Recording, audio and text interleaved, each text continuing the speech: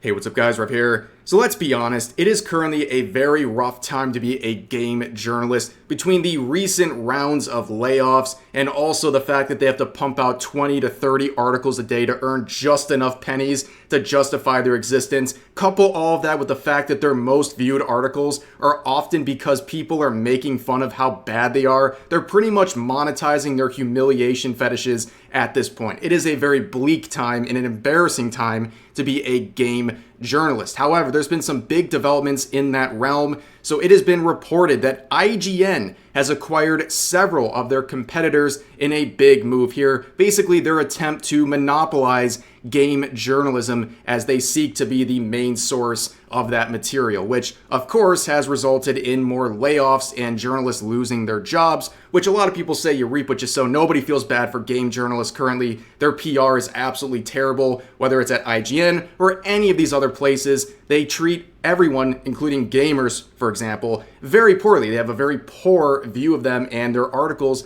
are not good enough to justify their attitude. Now, of course, keeping in mind too, this is an attempt to monopolize game journalism. That should scare you because IGN is already terrible, and now they're absorbing a lot of their competition to basically be this giant monolith of terrible game journalism. That should scare you. Now, before we get into the details of this story, I want to remind you guys, a sponsor of the channel for this month and someone who will provide some quality content unlike these game journalists.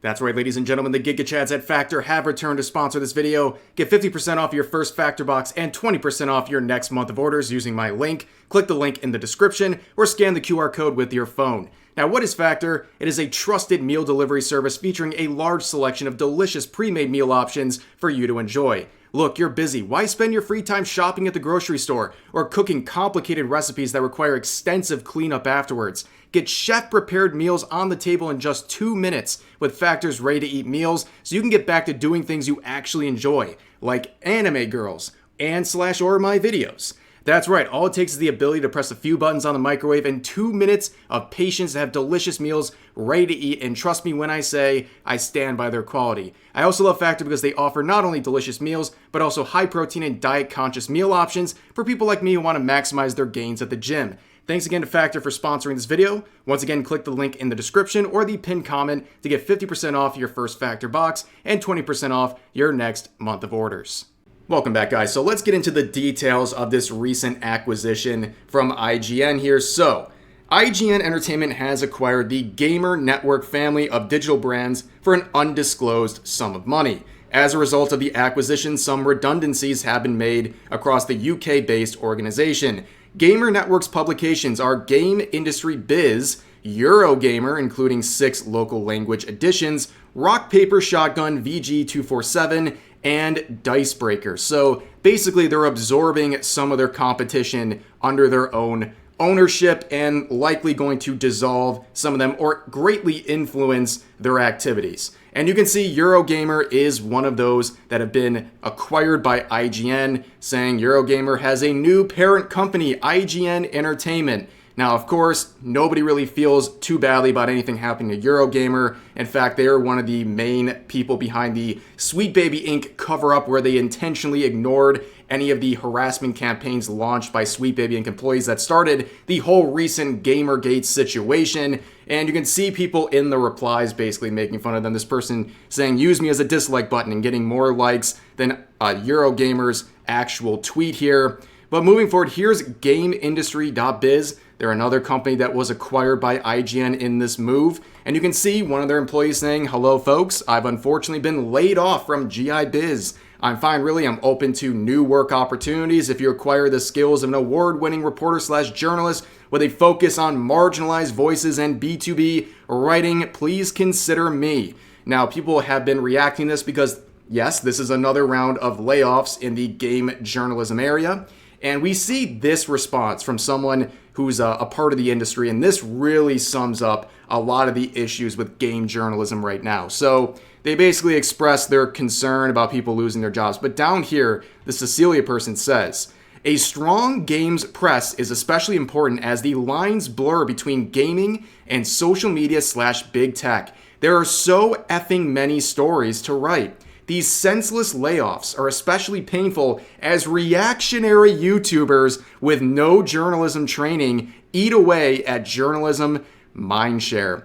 So basically, they're blaming YouTubers for this big downfall of game journalists, which is absolutely hilarious. If you want to talk about reaping what you have sowed, this is exactly it, okay? This is your fault, game journalists. You have been providing absolute slop for so long that you have been replaced by people who don't need a background in journalism to cover these very basic things. In fact, if you want to blame the fact that there's so many stories to cover, that is the result of your own failures as game journalists. You need to make 20 to 30 articles per day to make enough ad revenue to justify your existence. That is a situation you have created because nobody wants to click on your articles anymore because they're all trash. And now YouTubers are effectively replacing your very limited need. And a lot of the times when you're being covered, game journalists and their articles are being covered by YouTubers, it's YouTubers correcting them or making fun of them.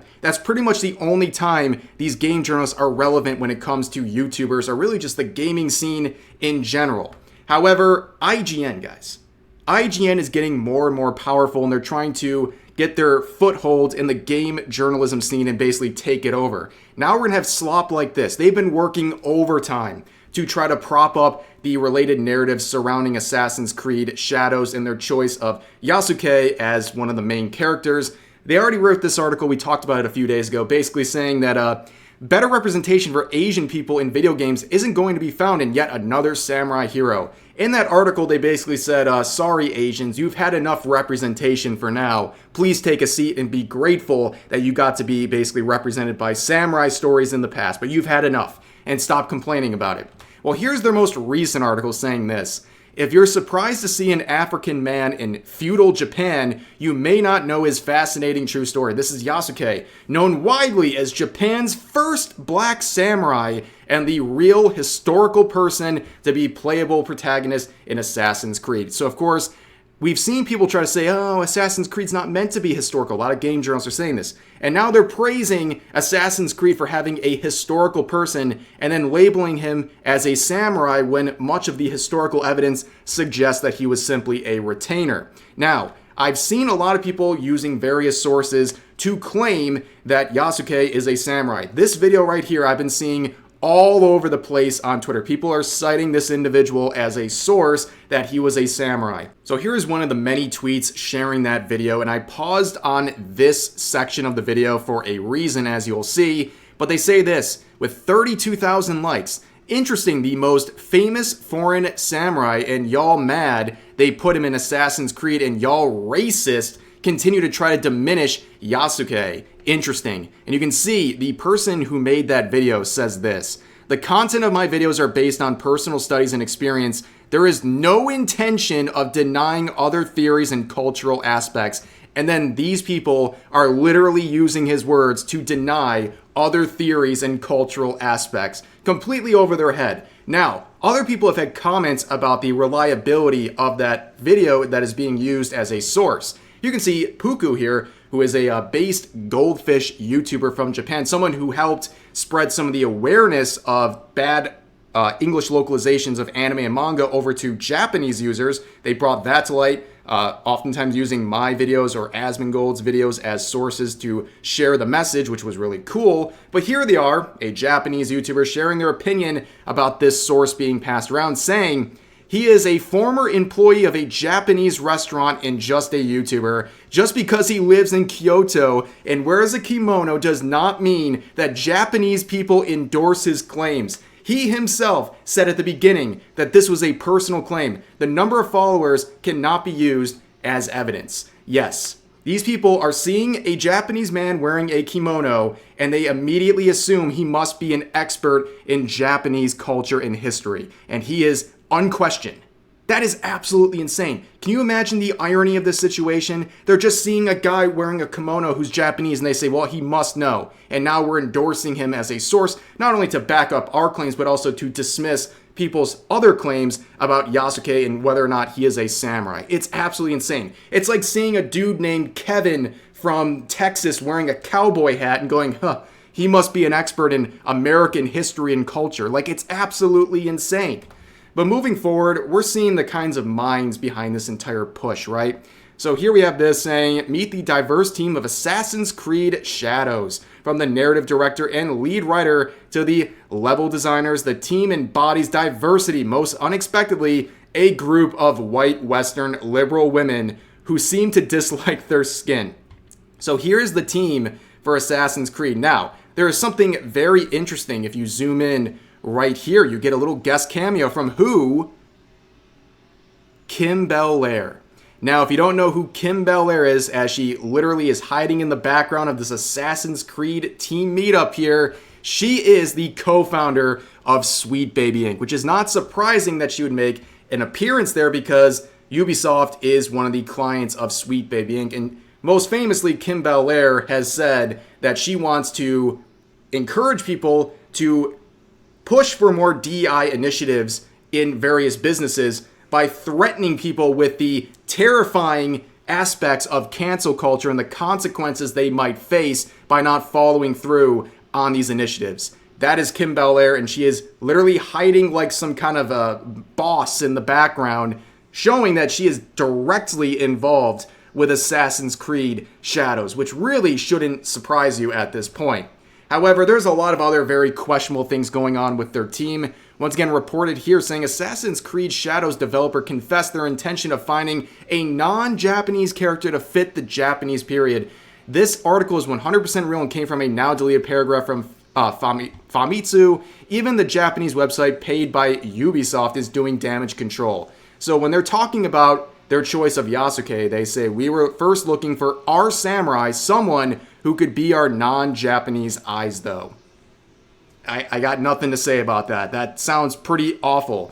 And really it's reflected by this tweet made by Mark Kern here saying, why are all you woke white people preaching about what Japanese history is? Isn't that like one of your no-go things to do? Which is a very fair statement. In every other context, if a white person comes in and says, no, I know your history better than you do to some foreign person, that would be met with extreme outrage. But in this case, for some reason, it is met with praise and support just because it's targeting Japanese history, which once again shows social media's terrible attitude towards Japanese people and Japanese culture as a whole. But for now, that's going to do it for this video. A couple game journalism updates as well as Assassin's Creed updates. But yeah, that's going to do it for this video. As always, feel free to share your thoughts about today's topics in the comments section down below. Hope you guys enjoyed the video, and I'll see you next time.